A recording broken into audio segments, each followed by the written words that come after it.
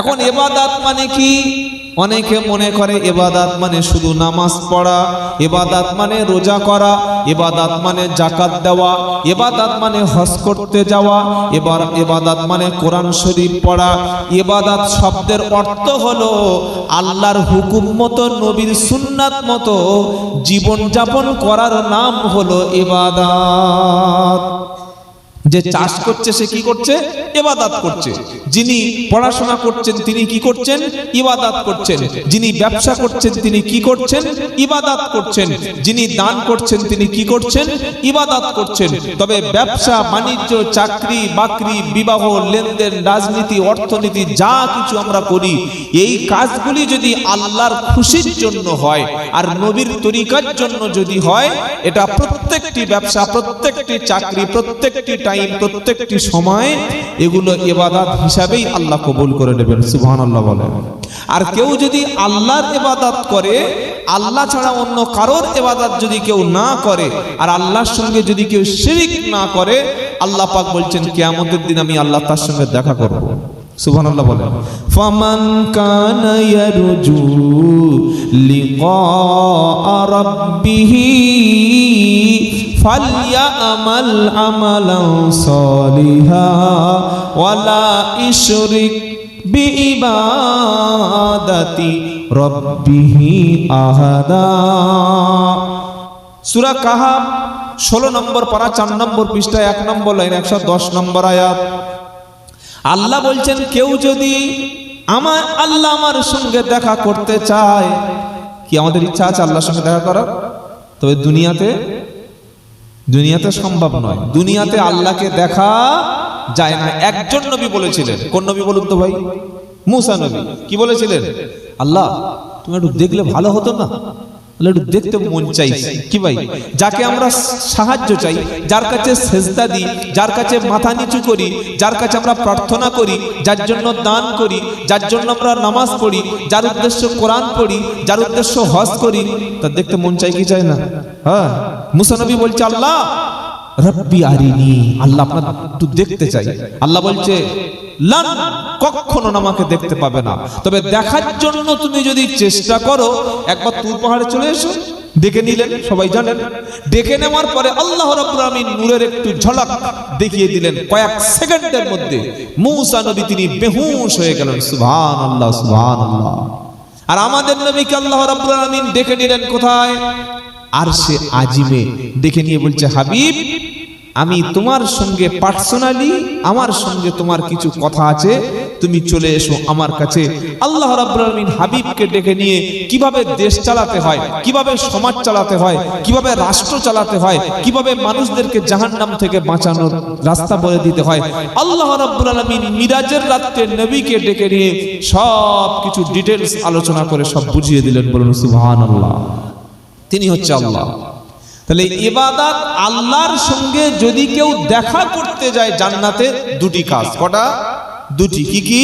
ফামান কানা ইয়ারজু লিকা রাব্বিহি ফালইয়ামাল আমালান সালিহা ওয়ালা ইশরিকু বিইবাদাতি রাব্বিহি আহাদা। আল্লাহর সঙ্গে কেউ যদি দেখা করতে চায়, সে যেন ভালো কাজ করে। কি কাজ করে? ভালো কাজ। আচ্ছা, নামাজ পড়া ভালো না খারাপ? জোরে বলেন। কেউ যদি কবরের উপরে উঠে নামাজ পড়ে, নামাজ হবে? হ্যাঁ। মাজারে যদি সেজদা দেয়, নামাজ হবে? হবে না। কেউ যদি আল্লাহর ঘর ছাড়া কোনো মাজারকে সামনে রেখে নামাজ পড়ে, হবে না। কেউ যদি কোনো গাছের গোড়ায় গাছকে মানে আল্লাহর উপাস্য মনে করে নামাজ পড়ে, হবে না। নামাজ পড়া ভালো, আল্লাহর জন্যই নামাজ পড়তে হবে। রোজা করা ভালো, কেউ যদি ঈদের দিন রোজা করে, রোজা হবে না। দান করা ভালো, কেউ যদি ওই মান্নত করে কোনো আল্লাহ ছাড়া অন্য কারোর নামে, শিরিক হবে, জাহান্নামে যেতে হবে। এগুলো ভালো। কথা শুনতে পাচ্ছেন না? পাচ্ছেন না? দান, সদকা সবকিছু ভালো, তবে আল্লাহর জন্য হতে হবে। কার জন্যে? আল্লাহর জন্যে। আল্লাহ বলছেন ফামান কানা ইয়ারজু লিকা রাব্বিহি ফালইয়ামাল আমালান সালিহা। কেউ যদি আল্লাহর সঙ্গে দেখা করতে চায় সে যেন দুটি কাজ করে, এক নম্বর হলো নেক কাজ, আর দুই নম্বর হলো আমি আল্লাহর সঙ্গে অন্য কাউকে শরীক স্থাপন করা যাবে না। বৃষ্টি দেন আল্লাহ, বাচ্চা দেন আল্লাহ, সুস্থ করেন আল্লাহ, হায়াতের মালিক আল্লাহ, মৌতের মালিক আল্লাহ, সুস্থ অসুস্থতার মালিক আল্লাহ, লাভ ক্ষতির মালিক আল্লাহ। আল্লাহ ছাড়া আল্লাহর ক্ষমতা পৃথিবীতে অন্য কোন ব্যক্তির মধ্যে আছে? কোন জীবিত ব্যক্তি কিংবা কোন মৃত ব্যক্তি, এটা বিশ্বাস করার নামই হলো শিরক। এটা বিশ্বাস করার নাম কি? জোরে বলেন। এই পাপটা আল্লাহ কখনো ক্ষমা করবেন না।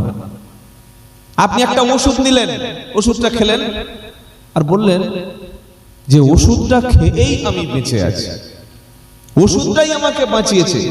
এ কথা বলা মানে আপনি সম্পূর্ণরূপে ওষুধের উপরে নির্ভর হয়ে গেলেন।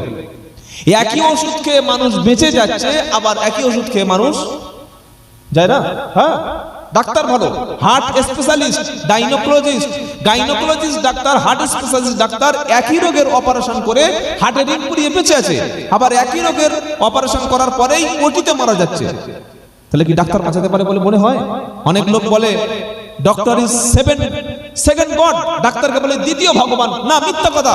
আল্লাহ বা মালিক বা ঈশ্বর একজন, দ্বিতীয় কেউ নয়। আল্লাহ ছাড়া বাঁচানোর মতো ক্ষমতা পৃথিবীর কোনো ব্যক্তির থাকতে পারে না। আমরা ডাক্তারকে ওসিলা হিসেবে নেব, ওষুধ খাবো, ওষুধকে আমরা বিসমিল্লাহ বলে খাবো। মানে বলে ওষুধ বিসমিল্লাহ বলে খেতে নাই, বললে কেন? বলছে ওষুধ খাওয়ার সময় বিসমিল্লাহ বললে রোগ আরো বেড়ে যাবে। তুমি কি পাগল না ছাগল? কি করে বললেন? আল্লাহর নবী বলছেন প্রত্যেকটি ভালো কাজের শুরুতে, কিছু খাওয়ার শুরুতে বিসমিল্লাহ বলো, বিসমিল্লাহ বলে রোগ বেড়ে যাবে। এরকম মাথা মোটা পৃথিবী থেকে আছে নাকি? কি বুঝলেন? এই বিশ্বাস করতে হবে হায়াতের মালিক আল্লাহ, মৌতের মালিক আল্লাহ। তিনি নির্ধারিত সময়ে না দিলে পৃথিবীর কোন ব্যক্তি ওয়ামা কানা লিনাফসিন আন তামুতা ইল্লা বিইذনিল্লাহ। 4 নম্বর পারা 7 নম্বর পৃষ্ঠা সূরা আল ইমরানের 145 নম্বর আয়াত। আল্লাহ বলছেন মা কানা লিনাফসিন ইল্লা তামুতা বিইذনিল্লাহি কিতাবাম মুআজ্জালা।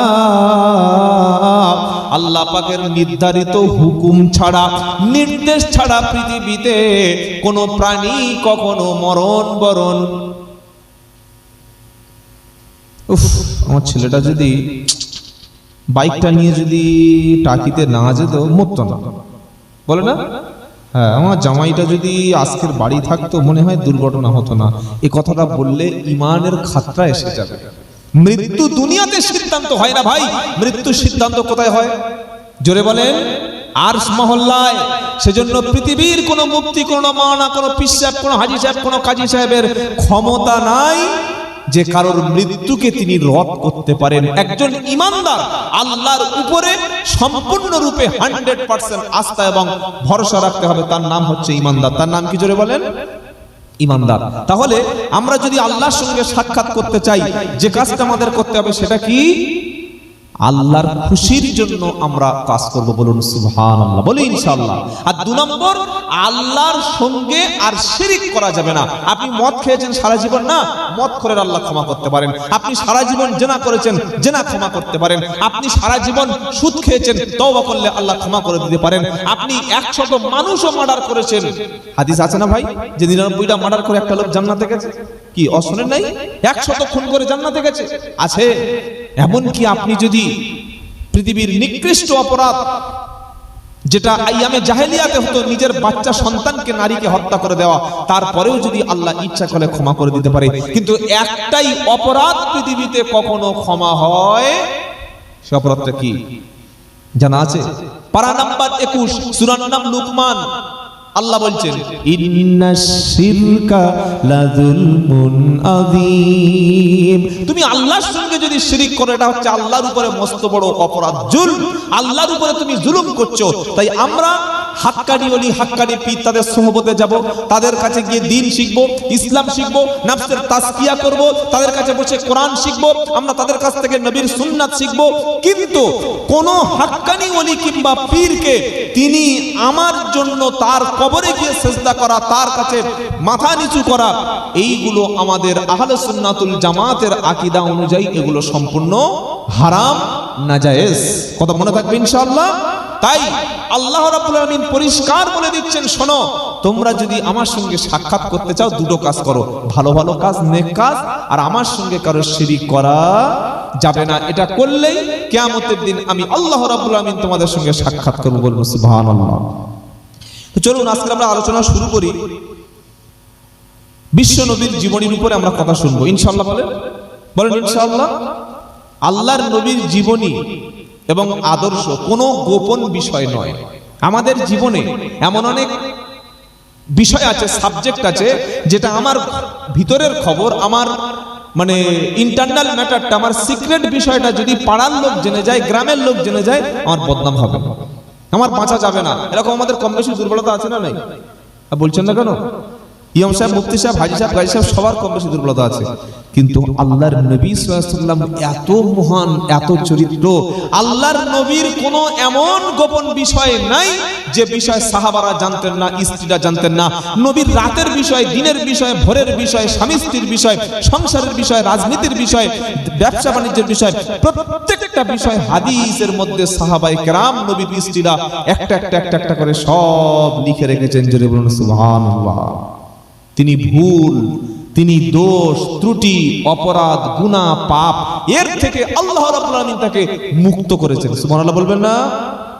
নবীদের দ্বারা কোনো ভুল হয় না, মানুষের দ্বারা ভুল হয়, আলেমদের দ্বারা ভুল হতে পারে, কোন পীর সাহেবের দ্বারা ভুল হতে পারে, কোন বড় ওই বক্তার দ্বারা ভুল হতে পারে, কিন্তু আল্লাহর নবী তারা বেগুনাহ, তারা মাসুম, তারা নিষ্পাপ। একবার জোরে হবে না সুবহানাল্লাহ?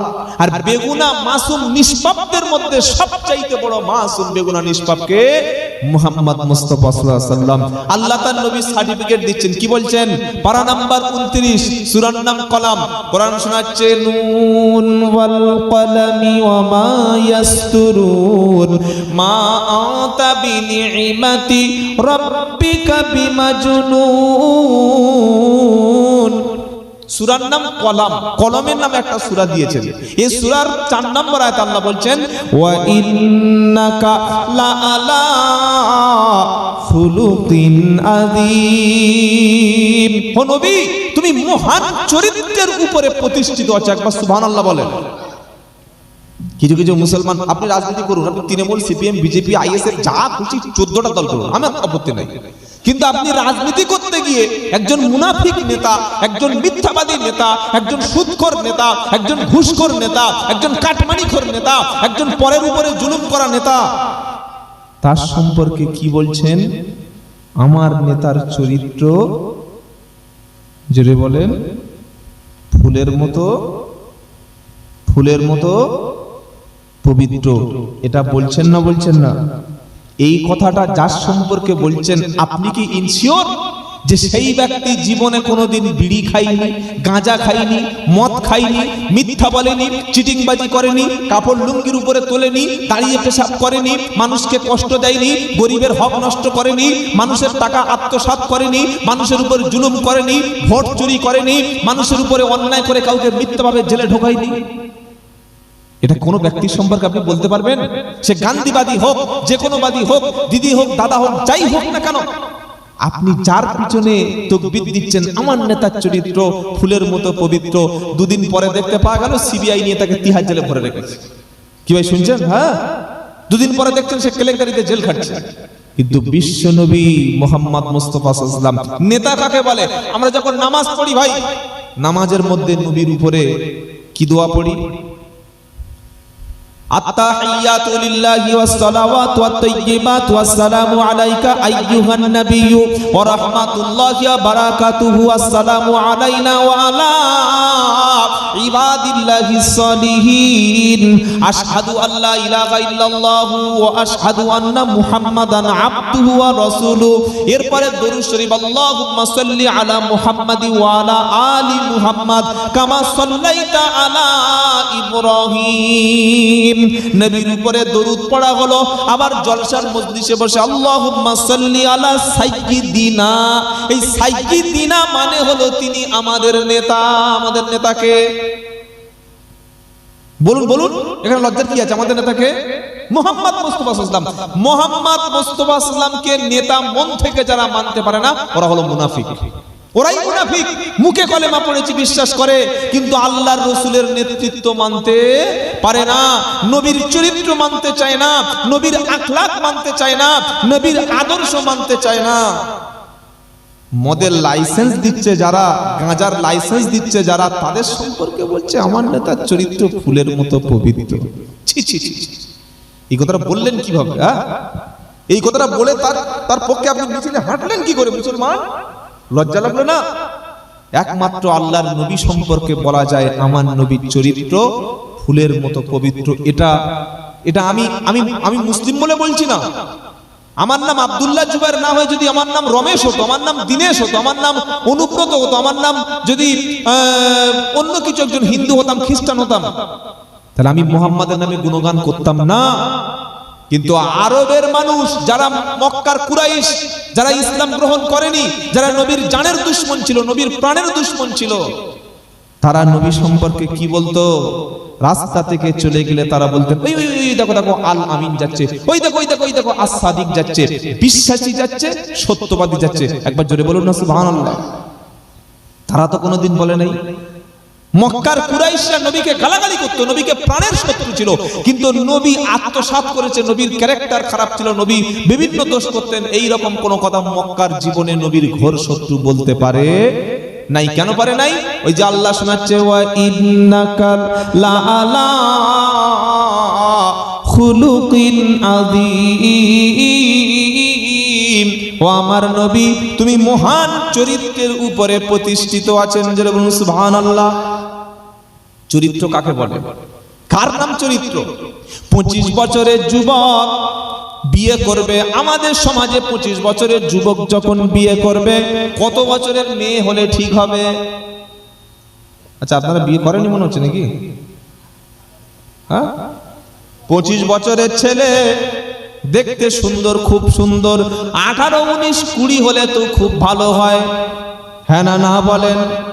মুহাম্মদ মুস্তাফা সাল্লাল্লাহু আলাইহি ওয়াসাল্লাম সম্পর্কে তার স্ত্রী আয়েশা সিদ্দিকা বলছেন আমার নবীর চেহারা, সৌন্দর্য, নবীর অবয়ব, স্ট্রাকচার, নবীর বডি ল্যাঙ্গুয়েজ এত সুন্দর ছিল যে নারীরা নবী ইউসুফকে দেখে, যে পুরুষেরা, যে নারীরা হাতের আঙ্গুলগুলো কেটে ফেলেছিল, ওরা বিশ্ব নবীকে দেখলে কলিজা কেটে গেলেও তারা বুঝতে পারত না। সুবহানাল্লাহ বলে। সবচাইতে সুদর্শন পুরুষ, সবচাইতে দেখতে একদম সুন্দর করে বিশ্ব নবীকে আমার আল্লাহ বানিয়েছেন। যে বলুন সুবহানাল্লাহ। তো এইরকম একজন মহামানব সম্পর্কে যখন আল্লাহর নবীর স্ত্রী তাকে বলছেন সবচাইতে সুন্দর, এই নবী সাল্লাল্লাহু তাআলা আলাইহি ওয়াসাল্লাম সম্পর্কে মক্কার মানুষদের কি ধারণা ছিল, তারা কি বলতেন শুনিয়ে দিয়েছি। এক বিশ্বাসী আর এক সত্যবাদী। এই দুটি চরিত্র আজকের মুসলমানদের মধ্য থেকে চলে গেছে। বিশ্বাস করে কমিটির কাছে কেউ টাকা দিয়ে হিসাব পাচ্ছে না, বিশ্বাস করে মাদ্রাসায় টাকা দিয়ে হিসাব নাই, বিশ্বাস করে স্বামীর কাছে স্ত্রী টাকা রাখতে পারে না, স্ত্রীর কাছে স্বামী টাকা রাখতে পারে না, বাপের দিয়ে ছেলের বিশ্বাস নাই, ছেলের দিয়ে বাপের বিশ্বাস নাই। শুধু 2 নম্বরই চুরি, লম্পটি, চিটিংবাজি মুসলমান ধোঁকা দিয়ে চলেছে। এইভাবে ধোঁকা দিয়ে কি সমাজ পরিচালনা করা যায়? বাবাজিরা, আল্লাহ ভাইরা, আজকের আমরা আল্লাহর নবী সাল্লাল্লাহু আলাইহি ওয়াসাল্লামের জীবনীর মধ্যে আম্মাজান আয়েশা সিদ্দিকা রাদিয়াল্লাহু তাআলা আনহার জীবনী আপনাদের সামনে শেয়ার করব, আলোচনা করব ইনশাআল্লাহ। বলে ইনশাআল্লাহ। আয়েশা সিদ্দিকা কে ছিলেন? আল্লাহ রাসূলের স্ত্রী। ফ্যানটা একটু হালকা মার দিকে ঘোরালে, হ্যাঁ একটু হালকা ঘোরালে ভালো। তাহলে নবী বিয়ে করছেন 25 বছর বয়স, আপনারা বললেন 18 বছর মেয়ে হলে খুব ভালো হয়, কিন্তু আল্লাহর নবীর যে স্ত্রী প্রথমে বিয়ে করলেন নাম হচ্ছে খাদিজা, বয়স একেবারে 40 বছর। একবার সুবহানাল্লাহ বলো। কত বড় মহান চরিত্র তোমার নেতা আছে, কত বড় মহান চরিত্র তোমার লিডার আছে, একবার আমার সামনে হাজির করো। যে 25 বছরের যুবকের সঙ্গে 40 বছরের মেয়েকে বিয়ে দেব। কোন নারী? আগে যার দুবার স্বামী মারা গেছে। কোন নারী? যে নারীর 4-4টে সন্তান আছে। এটা শুনলে আমাদের বাড়ির শাশুড়িরা এরকম ঝাঁটা নিয়ে ধুয়ে দেয়, কার বিয়ে করছে? কি রে তোর মা, তুই বিয়ে করছিস 40 বছর বয়স? বলবে কি বলবে না? হ্যাঁ, তোর মার বিয়ে করছিস 25 আর 40। আল্লাহর নবী তিনি মেনে নিয়েছেন খাদিজা রাদিয়াল্লাহু তাআলা আনহার সঙ্গে 40 বছরের নারীর সঙ্গে একটা 25 বছরের যুবক বিয়ে করছেন। এইবার প্রশ্ন হবে যে খাদিজা অনেক ধনী ছিলেন, অনেক প্রপার্টি ছিল, সম্পদ ছিল, সোনা ছিল, দানা ছিল, অর্থ ছিল, জমি ছিল, জায়গা ছিল, তাই নবীর লোভে পড়ে বিয়ে করেছিলেন। এটা বললে ঈমান থাকবে? আপনি তো বলছেন ঈমান থাকবে না, কিন্তু একজন অমুসলিম মুহাম্মদ সাল্লাল্লাহু সম্পর্কে বলবে তোদের নবী কি রে? বলে কি? বলে 25 বছরের মুহাম্মদ সাল্লাল্লাহু 40 বছরের মেয়েকে বিয়ে করেছিল। কত কোটি টাকা পেয়েছিল তুই জানিস? জানা আছে? প্রচুর সম্পদ পেয়েছিল। আল্লাহর নবীর স্ত্রী খাদিজা যত সম্পদ ছিল, বিয়ের পরেই গরিব, দুঃখী, দুস্থ, এতিম, অসহায় সমাজ কল্যাণের পিছনে, সমাজ সংস্কারের পিছনে সমস্ত সম্পদটাই তিনি দান করে দিয়েছিলেন। জোরে বলুন সুবহানাল্লাহ। বিয়ের পরে বিশ্বনবী দামি খাট, দামি পালঙ্ক, ছাদের ঘর, সুন্দর খাবার ব্যবস্থা কোন সিস্টেমেই ছিল না। একেবারে অসহায়ের মতো, একেবারে গরিব অবস্থায় খাদিজা আর বিশ্বনবী দুজনে প্রায় 25 বছর পর্যন্ত খাদিজা রাদিয়াল্লাহু তাআলা আনহার সঙ্গে বিশ্বনবী সংসার জীবন পায় করেছিলেন। বলুন তো ভাই, 25 বছরের যুবক আরো 25 বছর সংসার করলে কত বয়স হয়? 50। যেদিন খাদিজা মারা যাচ্ছে সেদিন রাসূলের বয়স হয়ে গেল 50, আর খাদিজার বয়স সেদিন হয়ে গেল 65। এই 65 বছর একজন অর্ধ পৌড়া, অর্ধ বৃদ্ধা আমাদের মা প্রায় বৃদ্ধার বয়সে পৌঁছে গেছে। 65 বছর বয়স মানে প্রায় বৃদ্ধা হয়ে গেছে। এরকম একজন মাকে, একজন মহিলাকে, আমাদের মাকে নিয়ে সারাটি জীবন তিনি সংসার করলেন। অন্য কোন নারীর দিকে তাকানোর কোনো প্রয়োজন মনে তিনি করেননি। একবার জোরে বলুন সুবহানাল্লাহ। এইবার 51 থেকে বাকি 63 বছর, এই 12 বছর বয়স পর্যন্ত যতগুলো বিয়ে করেছিলেন, কেউ ছিল 2 সন্তানের মা, কেউ ছিল 3 সন্তানের মা, কেউ ছিল 4 সন্তানের মা। বাকি প্রত্যেকটি স্ত্রী ছিল বিধবা, পৌড়া।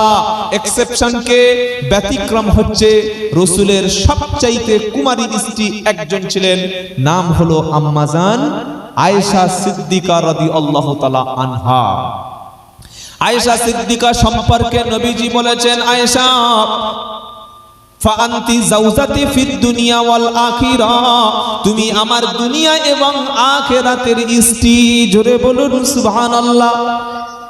আয়েশা সিদ্দিকার বিয়ের আগে ফেরেশতারা আয়েশা সিদ্দিকার ছবিটা, তার চেহারাটা নিয়ে রুমালের মধ্য দিয়ে বিশ্ব নবীর সামনে উপস্থিত করে বলেছিলেন, নবী আগামীতে এই আয়েশা সিদ্দিকা আপনার স্ত্রী হিসাবে আল্লাহ কবুল করে নেবেন।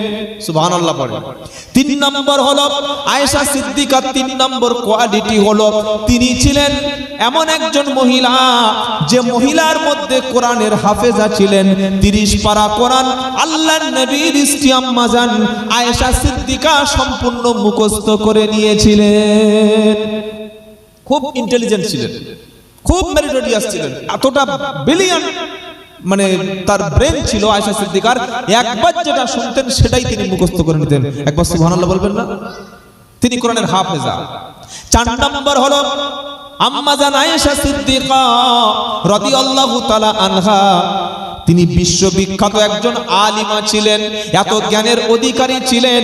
সাহাবারা কোন প্রশ্নের ব্যাপারে যখন সম্মুখীন হতো, আম্মা জান আয়েশা সিদ্দিকা রাদিয়াল্লাহু তাআলা আনহা তার কাছে গেলে প্রশ্নের উত্তরটা সঙ্গে সঙ্গে সাহাবারা পেয়ে যেতেন। কি নারী দেখছেন, একটা নারীর মধ্যে কতটা কোয়ালিটি, কোয়ান্টিটি আছে, কোয়ালিফিকেশন আছে। আর আমরা আমাদের ছেলেদের বিয়ের সময় আগে দেখি মাল দেবে, টাকা পাবো, হ্যাঁ রে আমার ছেলে তো গরিব, যেন লাখ 2 টাকা হলে ছাদটা ফেলে নেওয়া যায়। নামাজ পড়ে, চরিত্র আছে, ক্যারেক্টার আছে, গ্রাজুয়েশন কমপ্লিট কিনা, নামাজি কিনা, শিক্ষিতা কিনা, কোরআন জানে কিনা, ধার্মিকা কিনা, সভ্য কিনা, ভদ্র কিনা, নম্র কিনা, এগুলি জানার প্রয়োজন আমরা মনে করি না। টাকা দিয়েছে 2 লাখ, যা হয় হোক, বিয়েটা পড়ে দিয়ে রেজিস্ট্রি করে রাখ। কি ভাই, জীবনের সবচাইতে বড় ভুল এই জায়গায়, ছেলের বিয়ে দেওয়ার সময় অর্থ দেখে, সম্পদ দেখে ঝাঁপিয়ে পড়া। আর বর্তমান ছেলেরা সুন্দরী দেখলেই তার পিছনে গুরগুর গুরগুর করে পাগল হয়ে কাজ ছেড়ে বসে আছে, কিন্তু যে আপনার জীবনের 12টা বাজিয়ে দেবে, শেষ করে দেবে, সেটা আপনি ভাবতে পারছেন না। আয়েশা সিদ্দিকার 5 নম্বর জীবনের বৈশিষ্ট্য হচ্ছে, আয়েশা সিদ্দিকার কোলের উপরে বিশ্বনবী ইন্তেকাল করেছেন মাথা রেখে। 6, আয়েশা সিদ্দিকার ঘরে অধিকাংশ সময় জিবরাইল এসে কোরআন নাজিল করতেন। নাম্বার 7, আয়েশা সিদ্দিকা রাদিয়াল্লাহু তাআলা আনহা জিবরাইলকে সচক্ষে 2 বার দেখেছিলেন, বলুন সুবহানাল্লাহ। নাম্বার 7, আয়েশা সিদ্দিকা রাদিয়াল্লাহু তাআলা আনহার ঘরটাই হচ্ছে বর্তমান রাসূলের কবর মুবারক, মাজার মুবারক যেটা আছে, ওটাই হচ্ছে আম্মা জান আয়েশা সিদ্দিকার ঘর। একবার জোরে হবে না সুবহানাল্লাহ। 8 নাম্বার হলো, আয়েশা সিদ্দিকা একমাত্র রাসূলের স্ত্রী, যে স্ত্রী হচ্ছে কুমারী স্ত্রী, বাদ বাকি সব স্ত্রীগুলি বিধবা ছিলেন।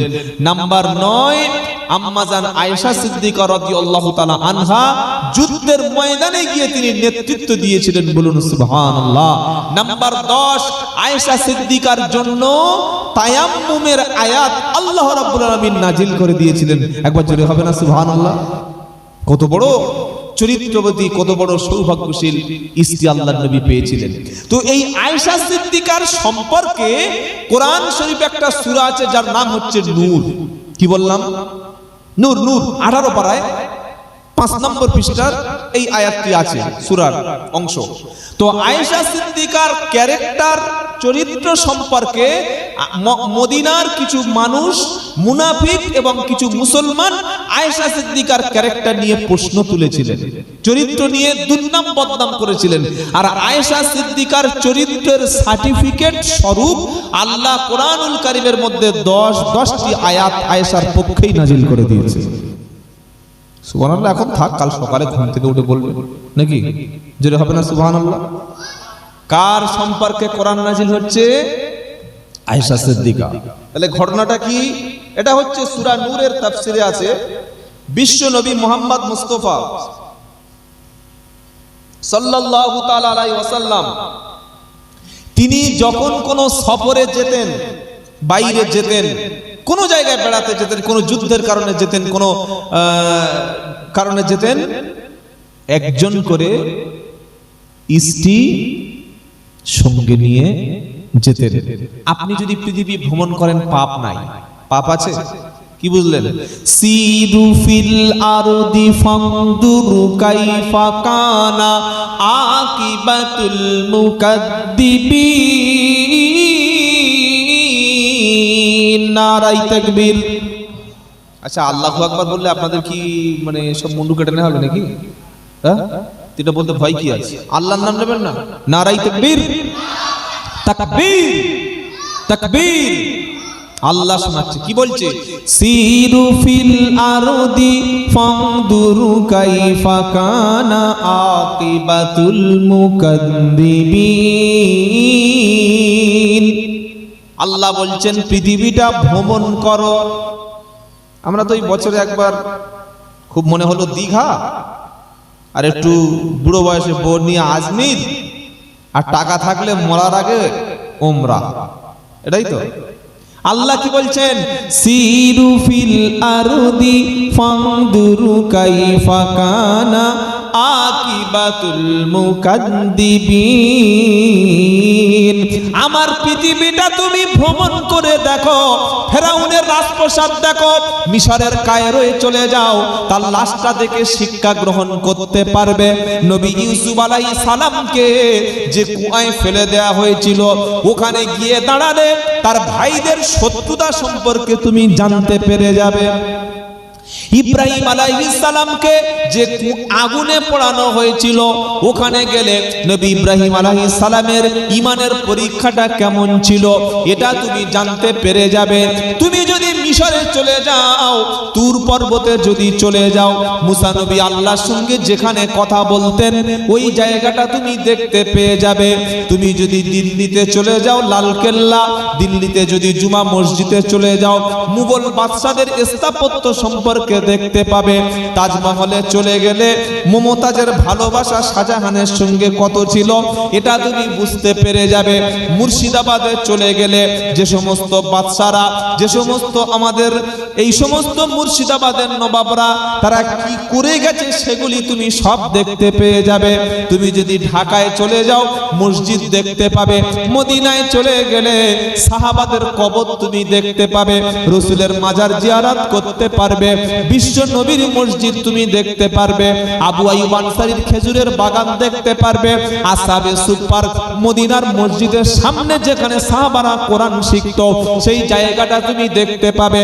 তুমি যদি কাল সকালে মক্কায় চলে যাও আল্লাহর ঘর কাবা শরীফ তোমার চোখের সামনে ভেসে উঠবে, আর সাফা মারওয়া পর্বত তোমার চোখের সামনে আসবে। ইন্নাস সাফা ওয়াল মারওয়াতা মিন শাআইরিল্লাহ। আল্লাহ বলছেন সাফা এবং মারওয়া এই দুটি পাহাড় আমি আল্লাহ আমার নিদর্শন, জোরে বলুন সুবহানাল্লাহ। ওটা তুমি দেখতে পাবে। ইব্রাহিম নবীর স্ত্রী হাজেরা যখন পানির জন্য ছোটাছুটি করছিল, ইসমাইলের পায়ের তলায় যে পানির একটা কুয়া আবিষ্কার হয়েছিল ওটার নাম হলো জমজম, ওটা কাবা শরীফের কাছেই তুমি দেখতে পাবে। কাবা শরীফের পাশে মাকামে ইব্রাহিম, ইব্রাহিম নবীর পায়ের চিহ্নটা ওখানে তুমি দেখতে পাবে। বাইতুল্লাহ শরীফ থেকে 2.5 কিলোমিটার দূরে যেখানে কোরআন নাজিল হয়েছিল, শাহরু রমাদানাল্লাযী উনজিলা ফীহিল কুরআন, সূরা বাকারার 186 নম্বর আয়াত আল্লাহ বলছেন আমি রমজান মাসে কোরআন পাঠিয়েছি কার উপরে? ও আমিনু বিমা নুজিলা আলা মুহাম্মাদিন ওয়া হুয়াল হাক্কু মির রাব্বিহিম। সূরা মুহাম্মদ 26 নম্বর পারা 6 নম্বর পৃষ্ঠা 1 নম্বর লাইনে 2 নম্বর আয়াত আল্লাহ বলছেন আমার হাবিবের উপরে মুহাম্মাদের উপরে আমি কোরআন নাজিল করেছি, জোরে বলুন সুবহানাল্লাহ। কোরআনটা ছিল বাল হুয়া কুরআনুম মাজিদ ফি লাউহিম মাহফুজ, লাউহে মাহফুজে সংরক্ষিত জায়গায় আল্লাহর কোরআনটা ছিল। ওটা পৃথিবীবাসীর জন্য পাঠালাম আর পাঠিয়ে বললাম হাবিব ইয়া আইয়ুহার রাসূল বাল্লিগু মা উনজিলা ইলাইকা মির রাব্বিক। এটা সূরা মাইদা 6 নম্বর পারা 18 নম্বর পৃষ্ঠা 9 নম্বর লাইনে 67 নম্বর আয়াত। ও আমার হাবিব তোমার উপরে কোরআন পাঠিয়েছি, আল্লাহর পক্ষ থেকে যেটাই নাজিল করেছি ওটার প্রচার প্রসার তুমি করতে থাকো, আমি আল্লাহ তোমার দায়িত্ব দিয়েছি, জোরে বলুন সুবহানাল্লাহ। আল্লাহর নবী 40 বছর বয়সে যে গুহার মধ্যে বসে বসে সারা দিন ধ্যান করতেন, আর আম্মা জান খাদিজা নিজের বাড়ি থেকে 2.5 কিলোমিটার রাস্তা দূরে হেঁটে গিয়ে পাহাড়ের উপর কষ্ট করে উঠে রুটি আর খেজুরগুলো মাঝে মাঝে মাংস হলে গোশ হলে দিয়ে আসতো। ওই যে হেরা গুহা, ছোট্ট একটা গুহা যেখানে আল্লাহর পক্ষ থেকে প্রথম কোরআন নাজিল হয়েছিল, মক্কা শরীফ থেকে 2.5 কিলোমিটার দূরে গেলে ওখানে বিশ্ব নবীর সুকুরান মোবারক পেয়ে যাবে।